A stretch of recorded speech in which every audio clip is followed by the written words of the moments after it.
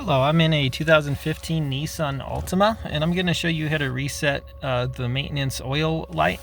So when you first turn on the car, there'll probably be like a warning prompt here that says something like maintenance oil, and then there'll also could be like a little, looks like a little gas can looking thing, like a little oil can, but this will reset that.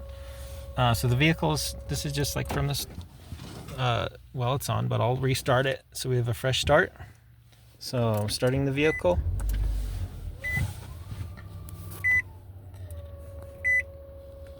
Wait for it to load up.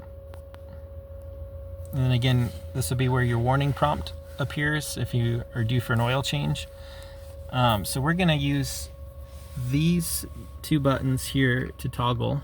This is the back button and then your display change button. So I'm mostly going to be using this one here. So we're going to click that. And then we'll just keep toggling through until we get to this settings. Now we're going to use this to click down and up. And then if we need to push enter, we'll push this in. So we'll toggle down until we get to that maintenance here, at which point we push this enter. So we've entered that, and then service, that's what we're looking for the oil.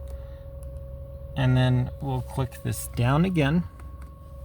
So it's on reset, and then we'll push enter. And that's it. You have reset your maintenance. And then same with the enter, you can go to the mileage and enter and scroll as it makes sense for you. That will set how many miles it'll be until you get the prompt again.